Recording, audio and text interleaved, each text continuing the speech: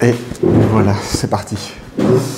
Donc c'est parti pour la troisième astuce pour avoir un sommeil ultra récupérateur. Je vous avais fait la première il y a 2 jours, la deuxième astuce pour avoir un sommeil ultra récupérateur hier, et aujourd'hui c'est bien la troisième. Bon, en introduction, je vous rassure, cette troisième astuce, c'est la plus importante, mais je vous rassure, c'est pas ça. Ça, c'est un autre gadget que je suis en train de tester là pour l'instant. C'est une sorte de Steri-Strip, c'est un autocollant si vous voulez, ou un scotch qu'on met sur le nez. Et c'est la même marque que le patch ou le scotch de hier, là, Hostage, otage en français, c'est une marque américaine, mais pour les espèces de scotch ou d'autocollants qu'on met sur la bouche pour pouvoir forcer la respiration par le nez. Et ça, c'est un peu l'autre gadget, si vous voulez, de la même marque. Mais ce n'est pas utilisé la nuit et ce n'est pas spécifique pour le sommeil. Alors peut-être qu'on peut l'utiliser pour le sommeil. Moi, je ne l'ai jamais fait.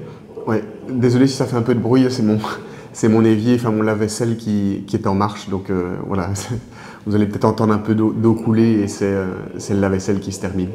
Mais donc, ouais, je disais, donc ça, ce n'est pas spécifique pour le sommeil. Je pense que c'est plutôt à mettre la journée, mais c'est la même marque que ce fameux scotch pour la bouche qui, ça, là, est plus spécifique pour le sommeil.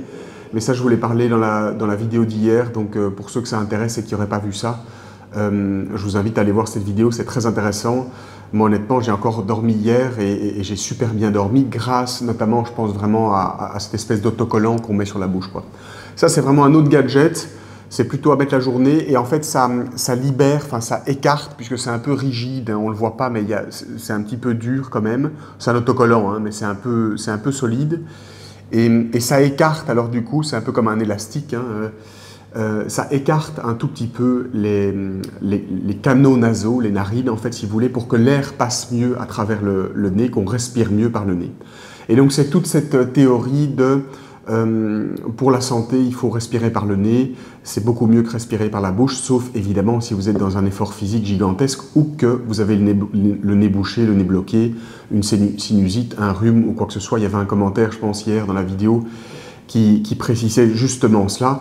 C'est sur ce genre de choses et surtout le patch, là, le scotch dont j'ai parlé hier, c'est pas à faire si vous avez le nez bouché, ça coule de source, ça tombe sous le sens. Donc attendez plutôt que votre rhume ou que votre sinusite ou que votre nez encombré ne soit plus encombré pour essayer ce genre de choses si ça vous intéresse et que vous êtes curieux là-dessus, quoi. Donc ça, ce petit truc pour terminer juste là-dessus et après je vous partage donc cette troisième astuce qui est vraiment la plus importante, hein, mais je vous en parle dans 2 minutes. Ce Steri-Strip, moi j'ai pas trop de recul par rapport à ça, donc honnêtement, franchement, je sais pas vous dire si c'est vraiment positif ou négatif. Moi, a priori, je respirais déjà quand même très très bien par le nez, en tout cas j'en avais l'impression, mais je me suis quand même rendu compte avec ce patch, donc cet autocollant pour la bouche, que c'était pas tout à fait le cas, en tout cas pas autant que je le pensais, et notamment la nuit, parce que mon sommeil est vraiment amélioré de 10, 15, peut-être même 20% grâce à cet autocollant de la nuit là, que je vous ai partagé dans la vidéo précédente. Donc, mais donc c'est la preuve que je respirais pas idéalement ou pas parfaitement non plus par le nez. Donc honnêtement, c'est des choses qui sont à explorer parce que parfois on a une certaine impression de bien faire les choses et au final, il y a encore une marge de progression, quoi. Mais bon, évidemment, les gens mettent la barre où vous voulez, il n'y a pas d'obligation et ça ne demande pas beaucoup de coûts. Heureusement, ça ne coûte pas trop cher ces gadgets. Mais il faut aussi pouvoir quand même faire le tri et pas essayer tout et n'importe quoi parce que sinon, bon, on se transforme un peu en machine à sous, à dépenser ou en groupie pour les Instagrammeurs ou pour les influenceurs et c'est pas le but. Mais donc voilà, ce petit scotch là, enfin ce petit, ouais, je vous dirai un peu peut-être une prochaine fois si vraiment j'en ressens l'effet. Pour l'instant, pas trop. Mais la journée, moi, j'avais l'impression que je respirais déjà pas mal par le nez, donc voilà. Mais c'est vrai que peut-être une petite différence pour le dire, et après je termine l'introduction là-dessus, et j'attaque le gros morceau d'aujourd'hui, c'est que c'est vrai que comme ça libère, en fait, ça ouvre les narines, c'est vrai qu'on a peut-être encore un peu plus le réflexe, ça pousse à fermer sa bouche. À fermer sa bouche et à coller sa langue sur le palais, ce qui est idéal. Et donc, du coup, je peux bien imaginer que pour certaines personnes qui ont l'habitude un peu de respirer par la bouche, ça peut les aider puisque ça libère le nez, quoi. Bon, voilà, c'est vraiment toute cette théorie comme quoi la respiration par le nez, c'est indispensable pour la santé, c'est très très positif, bien mieux que la respiration par la bouche. Je pense que c'est du bon sens, ça coule de source. Mais c'est intéressant, franchement c'est intéressant, ce genre de nouvelles marques, même si évidemment il y a toujours un peu un but commercial et marketing derrière, mais j'essaye de ne pas le voir trop du mauvais côté non plus, et je pense qu'il y a des choses assez intéressantes. Un dernier point peut-être pour partir là-dessus, pour terminer là-dessus, qui est intéressant, c'est qu'en fait cette respiration par le nez qui est apparemment bénéfique, bien meilleure que la respiration par la bouche pour les êtres humains, en fait ça part notamment aussi du principe que quand on respire par la bouche, et ça je l'ignorais en fait, donc je vous le partage aujourd'hui, c'est quand on respire par la bouche, en fait il y a beaucoup plus d'impuretés, de poussière, de crasse qu'on avale en fait d'une certaine façon sans le savoir en respirant par la bouche. Et apparemment ça peut provoquer beaucoup de maux de gorge, d'irritation de la gorge, et on peut choper en fait des bactéries qui vont se mettre ici dans la trachée, dans le larynx ou le pharynx, ou peut-être parfois même jusque dans les bronches, et qui peut provoquer une pharyngite, une laryngite, une trachéite ou une bronchite. Bon, je ne vais pas toutes les citer, mais vous voyez un peu l'idée, ou même irriter la gorge ou l'infecter d'une manière ou d'une autre, quoi. Et apparemment, ce ne serait pas idéal pour la respiration humaine. C'est beaucoup mieux de respirer par le nez parce que je pense, mais de nouveau les experts d'entre vous me corrigeront si je me trompe, mais je pense que c'est ce que j'ai lu et j'essaye de mettre ça en connexion avec les autres choses que j'ai pu lire à l'époque sur la respiration par le nez. Je pense que dans le nez, en fait, il y a des poils ou des filtres où les canaux sont faits d'une certaine façon pour que ça filtre beaucoup mieux les crasses ou les impuretés, et notamment les bactéries, etc. Donc voilà. Je ne pense pas que c'est l'argument unique. Il y a aussi d'autres raisons pour lesquelles respirer par le nez, c'est important, mais c'en est une apparemment, et je l'ai apprise là il n'y a pas longtemps, là hier, donc je voulais vous le partager. Bon. Maintenant, on attaque le gros morceau d'aujourd'hui. C'est donc la troisième astuce pour un sommeil donc ultra récupérateur ou profond ou idéal ou optimal. Mais comme vous le savez, j'aime bien le terme récupérateur parce qu'il est connoté un peu affectivement pour moi. Alors, je vous le dis d'emblée, parmi les trois premières avec celle d'aujourd'hui, mais donc les deux, donc la vidéo d'avant-hier et de hier, sur cette mini-série sur le sommeil, et même aussi les prochaines vidéos, parce que j'en ferai d'autres, pour vous partager d'autres trucs et astuces pour améliorer son sommeil et avoir un sommeil très récupérateur. Parmi toutes ces choses que je vais vous partager, excusez-moi, la plus importante, c'est celle d'aujourd'hui. La plus importante de loin, pour moi en tout cas, qui fonctionne le plus fort, même si les autres sont très intéressantes, et le but c'est évidemment de mettre toutes les chances de son côté pour avoir un bon sommeil et vraiment agencer tout ça, sans que ça devienne évidemment trop une discipline et trop encombrant. Il faut évidemment que la vie reste naturelle, fluide et agréable. Il ne faut pas tomber dans l'extrême inverse. Moi, j'ai parfois un peu cette tendance-là, mais voilà. Ça n'empêche que ça peut être très intéressant. Et celle d'aujourd'hui, c'est vraiment le plus intéressant. Donc, j'attaque, je vous le partage. Celle qui fonctionne le mieux donc, pour mon sommeil, cette astuce, la troisième que je vous partage aujourd'hui, c'est de s'exposer un maximum à la lumière extérieure du soleil.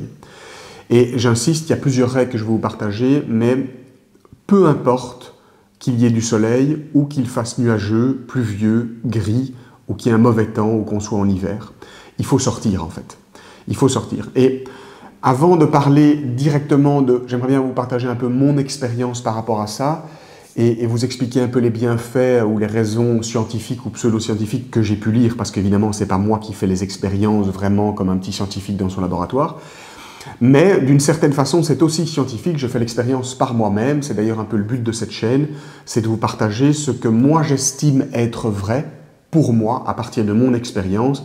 Et après, évidemment, il y a les différences interindividuelles qui rentrent en jeu beaucoup, donc c'est pas obligatoire, enfin c'est pas systématique que toutes les choses dont je vous partage fonctionneraient pour vous, mais je fais le pari que ça puisse être intéressant et que ça peut vous permettre de vous découvrir ou de découvrir certaines choses sur votre santé, et là en l'occurrence dans cette mini-série sur le sommeil. Mais l'exposition à la lumière, en gros, moi ça fait sens parce que déjà si on regarde les êtres humains, pour moi d'un certain point de vue on est des animaux, et si on regarde les animaux, moi tous les matins je prends un bain froid dehors, il est juste là ici d'ailleurs en face, je le vois, vous ne le voyez pas parce qu'il est de dos à la caméra, mais je passe 3 à 5-6 minutes dehors dès que le soleil se lève, ou dès que je me lève, ça dépend un peu évidemment de la saison ou de l'heure. Et souvent, ça colle un peu avec le lever du jour, et j'entends systématiquement les oiseaux chanter. Et donc, il y en a beaucoup ici, heureusement, je suis dans un quartier, on est en périphérie de Bruxelles, en Belgique, mais c'est quand même assez vert, ce que j'aime beaucoup, parce que moi j'aime beaucoup la nature. Et donc, heureusement, il y a encore pas mal d'oiseaux qui chantent, et ils se lèvent vraiment, parfois c'est vraiment très fort. Si on dort la fenêtre ouverte, il y a des endroits où c'est vraiment assez fort. Ici, ça va, mais chez mes parents, par exemple, je me souviens que c'était encore beaucoup plus fort, et il y a d'autres endroits où ça l'est encore beaucoup plus. Et je veux vous dire ça parce que ça vaut ce que ça vaut, c'est pas l'argument du siècle, etc. Et évidemment, on n'est pas des oiseaux, mais je trouve qu'il y a quand même un sens au fait que les animaux, naturellement, collent leur rythme circadien, en fait, et c'est là où je veux en venir, et je vais développer un peu mieux ça tout à l'heure. Ils collent en fait leur rythme circadien, c'est-à-dire leur rythme entre le temps de veille, où ils dorment, et leur temps d'éveil, où ils sont éveillés, la journée, et ils le collent au rythme de la nature. C'est-à-dire que le soleil se lève, eux se lèvent. Et le soleil se couche, ils se couchent. Et d'ailleurs, au coucher du soleil, il y a aussi la même chose, ils se mettent à chanter, et puis ils vont dormir, j'imagine, quoi. Et donc, je trouve que ça fait quand même assez sens, parce que je sais qu'on n'est pas des oiseaux, on n'est pas exactement des animaux, ou alors on est des animaux qui sont très spéciaux, très complexes, avec un cerveau qui est très développé. Mais d'un certain point de vue, on est quand même aussi des animaux, et je pense notamment en termes de sommeil. Eux doivent dormir, on doit dormir, et on vit tous quand même de façon inclusive dans la nature, sur cette planète Terre.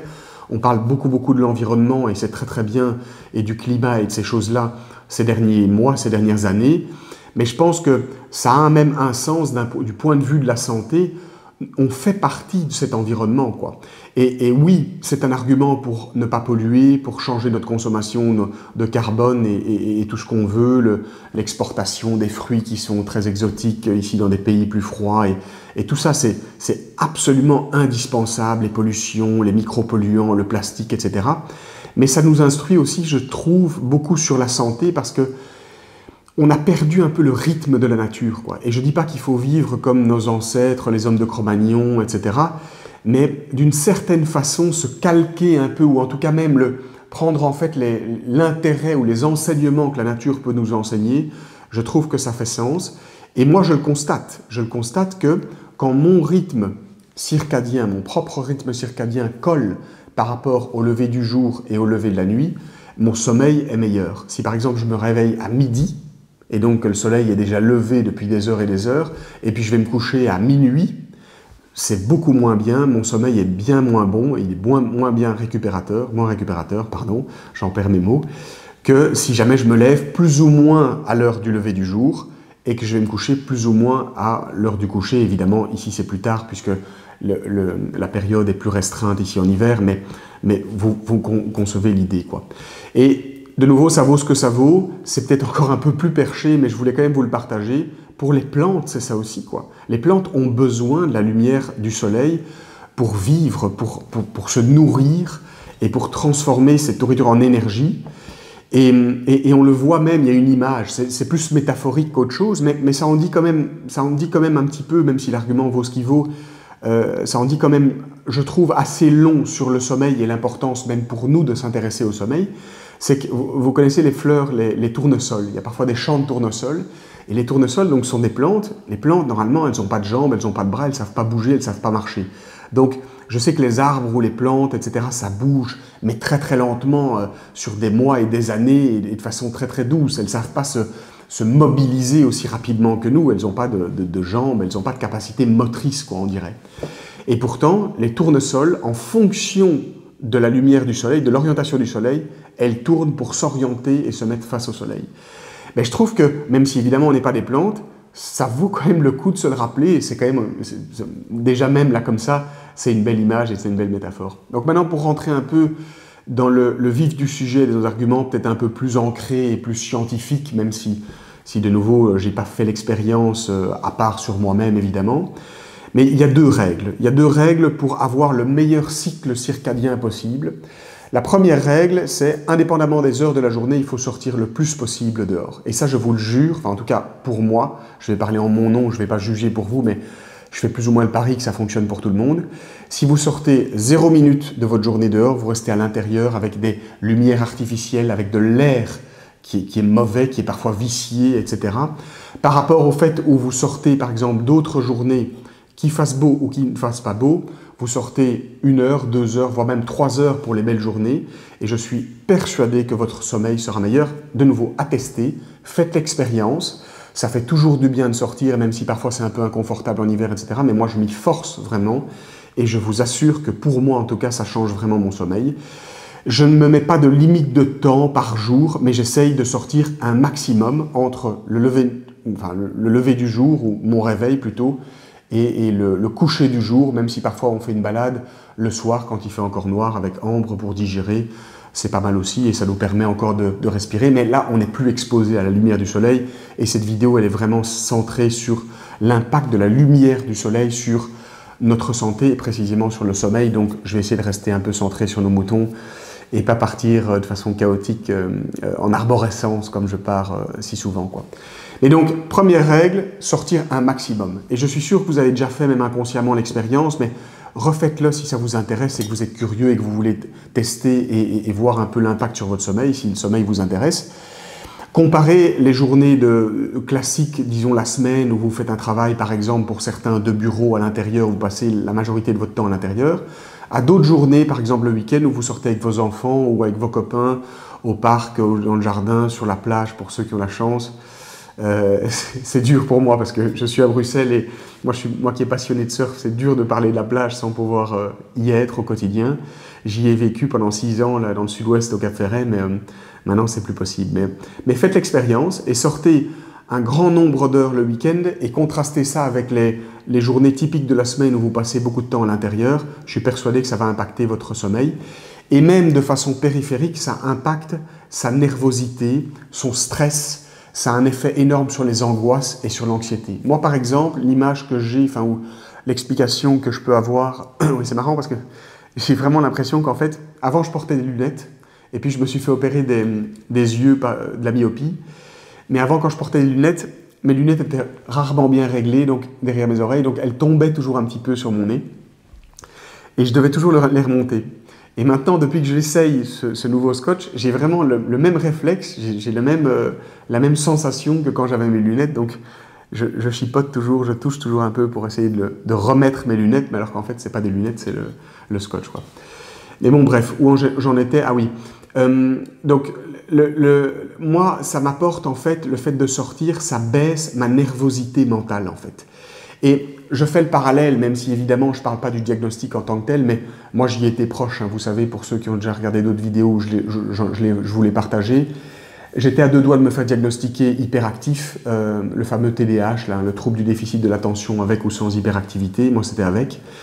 Et quand je passe clairement plus de temps à l'extérieur, dehors, à jouer, à me balader, à marcher, à faire du sport, à aller sur la plage quand je peux, à aller dehors, n'importe quoi, même à rouler en vélo pour aller faire des magasins, même aller faire mes courses à pied. Ici, on a la chance d'avoir des magasins pas loin et on fait souvent nos courses à pied. Et quand je fais ça, ma nervosité mentale est plus basse en fait et est plus sous contrôle. Donc il y a vraiment un lien direct sur le sommeil, mais aussi de façon périphérique ou indirecte sur la nervosité, le stress, l'anxiété, l'angoisse. Et tout ça évidemment perturbe le sommeil quand elles sont trop hautes et ça améliore le sommeil quand on peut les gérer.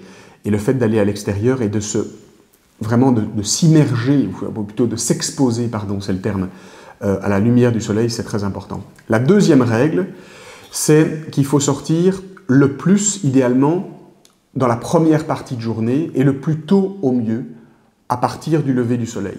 Moi, c'est pour ça que dès que je me lève, quand je me lève plus ou moins au lever du soleil, quand je me lève avant, par exemple, là, je lis, je reste à l'intérieur, je me fais un café, je me fais un petit déjeuner. Parfois, l'hiver, quand le soleil se lève à 8h30 ou parfois un peu plus, si je me lève à 7h30 ou 7h, je passe 1 heure, 1h30 à l'intérieur, évidemment. Mais au moment du lever du soleil, dès que le soleil se lève, et même quand il fait nuageux, je sors à l'extérieur, m'exposer à la lumière du soleil, et surtout en début de journée. Donc au plus, au mieux, c'est la première règle. Et la deuxième règle, c'est plutôt de le mettre au début de la journée. Et pourquoi? Parce qu'en fait, le fait de sortir après votre nuit, le fait de sortir à l'extérieur et d'être exposé aux rayons du soleil, j'insiste même de nouveau, même quand il y a des nuages et qu'il pleut et qu'il fait gris, eh bien en fait, ça permet de régler directement votre cycle circadien.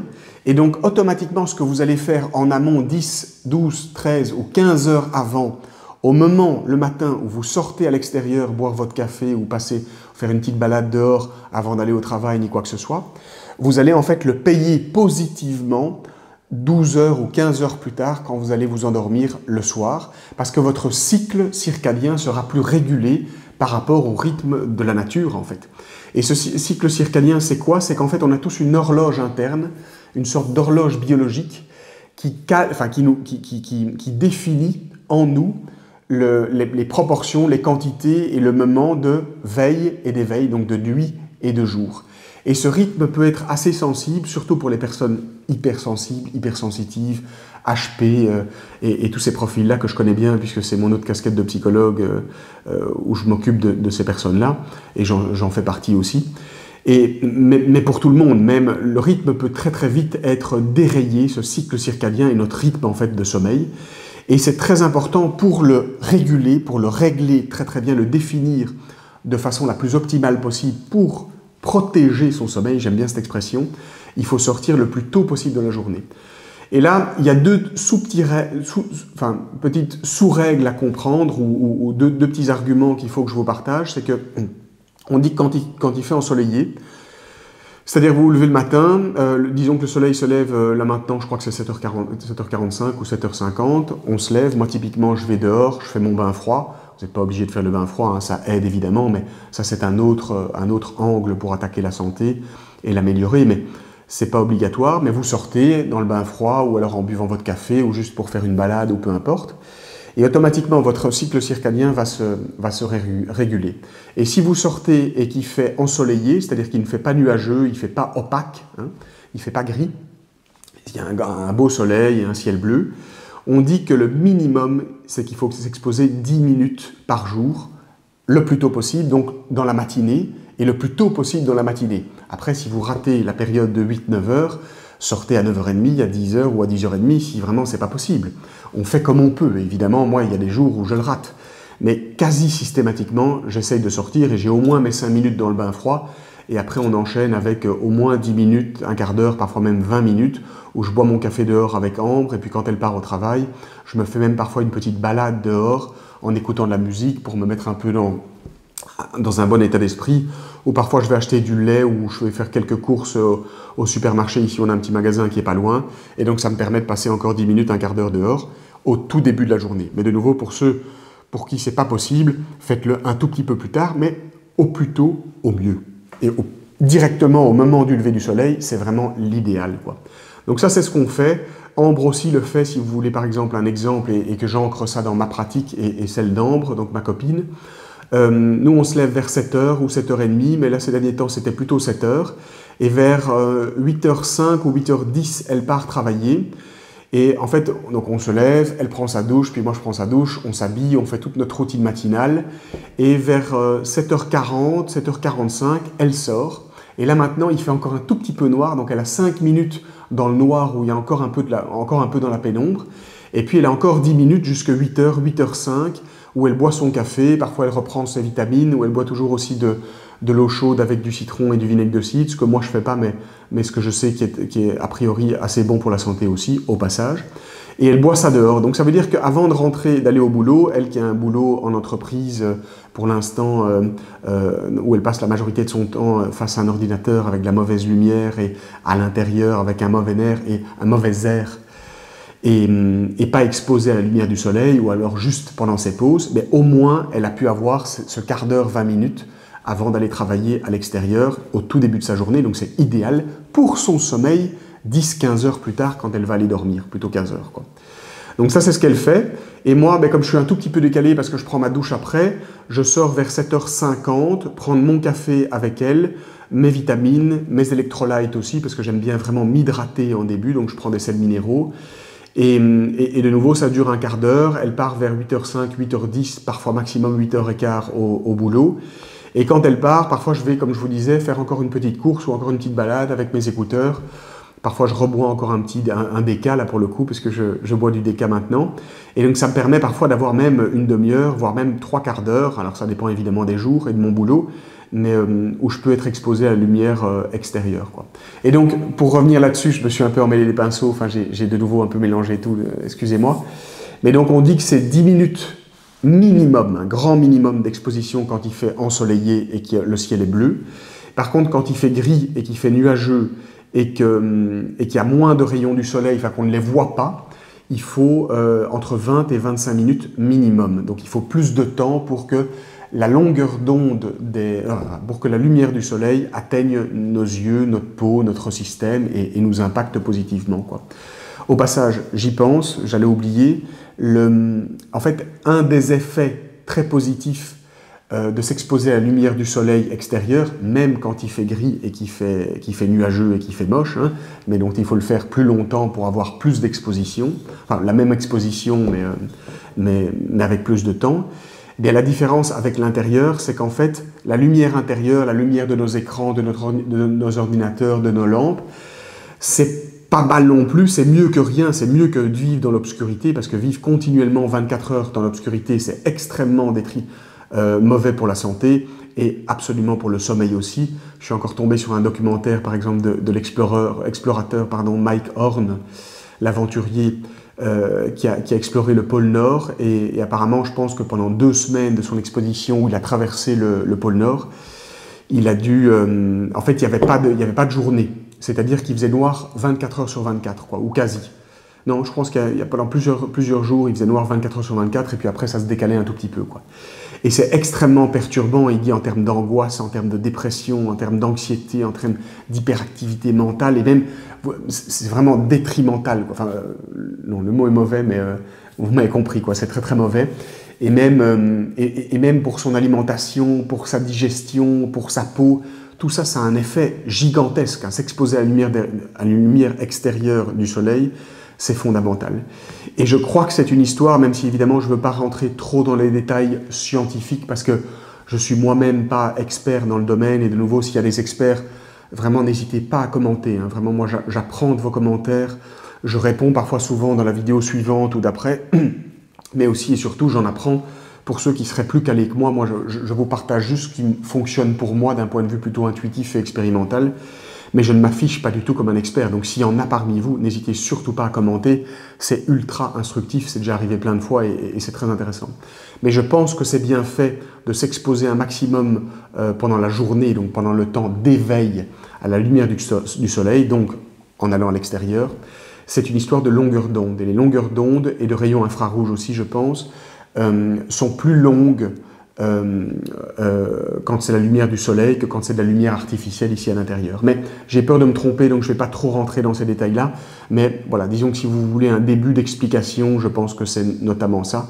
Et encore une fois, ça a un impact régulateur sur tout, sur toute la santé d'un point de vue global. Et comme le sommeil étant un des besoins de base, on l'a encore rappelé dans la première vidéo il y a 2 jours, où je vous partageais l'astuce numéro 1 pour avoir un sommeil ultra récupérateur. Le sommeil est vraiment au moins à égale distance avec l'hydratation et la nourriture, le besoin de manger. C'est le besoin ou les 3 besoins les plus importants. Évidemment, il y a la respiration qui est aussi important, si pas plus. Mais à part ces 4-là, il n'y a rien d'autre, quoi. Donc le sommeil est bien en tête, quoi, de cette liste-là. Il faut se le rappeler. Donc voilà un peu ce que je voulais vous partager. Et de nouveau encore, moi, c'est pas du bullshit tout ça, c'est des choses qui fonctionnent. Je vous partage pas toutes les idées et les choses qui me passent par la tête comme ça.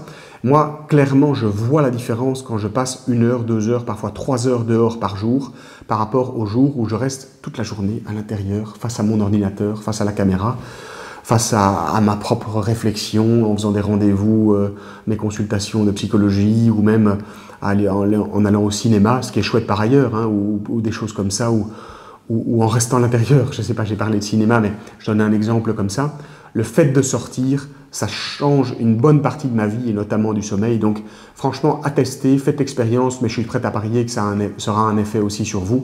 Et on vit, il faut le dire, peut-être que je pourrais résumer la chose comme ça, on vit des vies qui sont trop confortables. Alors l'idée, et là le but, c'est pas de vous pousser dans l'inconfort, même si par ailleurs il y a un intérêt, je pense, à se mettre volontairement pendant un temps assez restreint dans l'inconfort. C'est d'ailleurs le sens de l'exercice physique, le sens même du concept de stress, ou de stress d'hormèse, hein, ou de stress, c'est-à-dire le bon stress. Mais bref, je ne vais pas m'emballer là-dessus, parce que ça mériterait de faire une autre vidéo, voire même toute une série de vidéos. Mais du coup, j'ai perdu le fil de ce que je voulais dire. Oui, on vit des vies trop confortables, mais oui, dans le sens... Alors, c'est pas exactement l'expression qui colle à la vidéo du jour, mais ça peut quand même s'appliquer et être instructif dans ce sens-là, c'est-à-dire qu'on vit des vies trop confortables, en tout cas des vies trop sédentaires où on est trop souvent à l'intérieur, chez soi, alors qu'il fait beau dehors, mais même parfois qu'il pleut, qu'il fait mauvais, qu'il neige, qu'il vente, mais il faut sortir. Même être dans le vent, sous la pluie, avec un bon manteau, un bon capuchon, un bon parapluie, ça fait du bien. Ça fait du bien et on ressort, on a moins froid, enfin on rentre, pardon, on a moins froid, son sommeil est mieux régulé, on se sent mieux. Donc, si j'avais un conseil à vous donner pour conclure la vidéo, très simple, de nouveau très empirique et expérimental, sortez. Sortez pas en boîte de nuit ou dans les bars. Au contraire, il faut dormir la nuit. C'est un autre sujet d'ailleurs sur les shift workers, c'est les gens qui bossent en shift et qui doivent bosser parfois travailler la nuit. Et apparemment, ça a un impact gigantesque, dans le sens négatif du terme, sur leur sommeil et sur leur espérance de vie, sur leur santé. Il y a même un lien entre les infirmières qui bossent donc la nuit de garde, hein, et les médecins, et le lien avec le cancer du sein. Apparemment, les proportions sont plus grandes de cancer du sein pour des gens qui vivent avec des shifts ou donc des cycles circadiens, on en revient à nos moutons, qui sont constamment dérégulés de jour en jour ou de semaine en semaine. Mais bon, bref, c'est un autre sujet. Je dirais plutôt pour conclure cette vidéo, sortez, passez du temps dehors. C'est aussi simple que ça en fait. Dans un certain sens, je pense que revenir à la base, aux choses simples, même si évidemment le but c'est pas de revivre la même vie que nos ancêtres, les hommes de Cro-Magnon, mais il y a quand même certains enseignements et même si la vie a évolué dans le sens très positif, notre société est devenue plus confortable et c'est très très bien, on a l'accès à la nourriture, à l'eau pour beaucoup de personnes, même si évidemment il y a encore beaucoup de gens qui meurent de faim et qui n'ont pas encore tous les besoins de base sur cette terre, ce qui au passage devrait vraiment être un focus, je trouve, des politiques étatiques ou même mondiales. Mais ça a aussi un sens négatif, ce surconfort et la société dans laquelle on vit, cette société de consommation, cette société dans laquelle on a dans laquelle la plupart commencent à avoir des bonnes maisons qui sont bien isolées, qui sont chauffées, surtout dans les pays chauds, dans les pays froids comme ici, là en Belgique, ou en tout cas tempérés, mais où l'hiver est quand même assez froid. Ça fait du bien de pouvoir casser ça et pouvoir sortir et vivre relativement dans l'inconfort, au moins quelques minutes ou quelques heures par jour, quoi. Et je peux vous assurer que ça va changer votre sommeil. Donc voilà la vidéo sur cette troisième astuce pour avoir un sommeil ultra récupérateur. Je réfléchis là rapidement si j'ai pas encore un dernier élément à vous partager, mais je pense pas. Non. J'ai parlé des effets, les effets psychologiques aussi, sur l'anxiété, les angoisses et l'hyperactivité mentale, ça je l'ai dit. Non, je vous ai parlé des 2 règles, je vous ai expliqué aussi un peu mon propre lifestyle et comment nous, Ambre et moi, on essaye de respecter cette règle, de sortir un maximum et plutôt au début de la journée pour vraiment réguler notre rythme circadien et protéger notre sommeil. Peut-être que je peux terminer par là, avant de vous remercier et de vous encourager à commenter. Si vraiment vous avez des commentaires, des remerciements aussi, c'est toujours le bienvenu, mais il y en a déjà eu tellement, donc franchement, 1000 merci pour tout ça. Mais si vous avez des commentaires, même techniques, hein, même très précis sur un sujet ou des demandes pour une autre vidéo, etc., n'hésitez pas, c'est plus que le bienvenu. Moi, je suis au début de cette aventure YouTube, et puis même plus tard, quand je serai plus au début, mais je veux dire, là voilà, là c'est au tout début, mon format de vidéo est pas bon, peut-être que mon cadrage, ma lumière, peut-être que mon attitude ou ma façon de parler n'est pas bonne, peut-être que mes sujets sont intéressants, mais vous aimeriez bien en avoir d'autres, etc. Soyez critiques de façon constructive, mais même, enfin, soyez vous-même. Et toutes les critiques sont les bienvenues, donc n'hésitez pas à me mettre ça, j'en prends bonne note à chaque fois, je les lis tous, donc ça c'est vraiment bien, le bienvenu, quoi. Voilà un peu. J'avais une autre chose que je voulais vous partager, mais j'ai oublié. Bon, ça me reviendra peut-être. Voilà, passez une très très bonne fin d'après-midi. Et pour tout vous dire, voilà, si je peux vous avouer, en fait ce matin j'ai enregistré cette vidéo. C'est pour ça que j'essaie de me rappeler là maintenant si j'ai pas oublié certaines choses, etc. J'ai enregistré la vidéo, cette même vidéo, et j'avais pas allumé, j'avais pas appuyé sur mon micro, donc en fait je m'en suis rendu compte que j'ai tout mis en place, je l'ai mis sur YouTube, je l'ai uploadé, etc. et il n'y avait pas le son. Donc heureusement que j'ai vraiment, enfin, je réécoute évidemment toutes mes vidéos, mais heureusement que je m'en suis aperçu, parce que sinon vous auriez eu une vidéo ce soir, enfin aujourd'hui, cette fin d'après-midi, sans son, et ça l'aurait pas fait trop quoi. Donc là c'est pour ça que je refais une deuxième fois, c'est un peu con, mais bon, ça arrive, hein.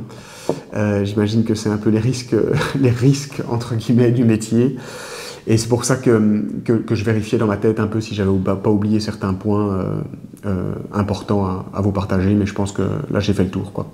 Donc voilà, je terminerai peut-être juste sur dire que cette troisième règle, c'est très simple. J'ai parlé peut-être un peu moins scientifique et de façon beaucoup plus ancrée sur mon expérience, mais ça fonctionne absolument. Et je dirais même, enfin je vous l'ai déjà dit au début, mais je vous le répète et je vais terminer par là, c'est la chose la plus importante. Donc, bon, évidemment pas ce scotch sur le nez parce que ça c'est pas spécifique au sommeil, quoique, mais le scotch sur la bouche, les bains froids, les saunas, les compléments alimentaires, je vous en parlerai dans les prochains jours d'ailleurs aussi, ce sera sans doute les prochaines vidéos. Le fait de couper la caféine ou au moins de faire l'expérience, de faire quelques jours sans caféine pour regarder un peu comment son sommeil évolue, ce qui était le sujet de la première vidéo sur l'astuce numéro 1 pour avoir un sommeil récupérateur. Et encore plein d'autres expériences. Tout ça c'est très important pour avoir un bon sommeil, mais l'astuce que je vous ai partagée aujourd'hui, qui est en fait très simple, c'est la plus basique, la plus simple, et même la plus belle d'une certaine façon, parce qu'en fait elle est naturelle, quoi. Elle est 100% naturelle. Le but c'est vraiment de se calquer par rapport à la nature. Je ne veux pas sonner trop perché ou spirituel ou amoureux de la nature, même si je le suis, mais il y a vraiment un sens au niveau de notre santé de nous inspirer de la nature et de pouvoir au minimum se calquer et calquer notre horloge biologique au rythme de la nature, et notamment pour avoir ce cycle circadien qui impacte notre sommeil de façon fondamentale, le plus régulier possible, quoi. Donc voilà un peu ce que je voulais vous partager sur la nature pour conclure, quoi. Bon, encore merci pour tout, et bonne fin d'après-midi, et à demain pour la vidéo suivante, l'astuce numéro 4.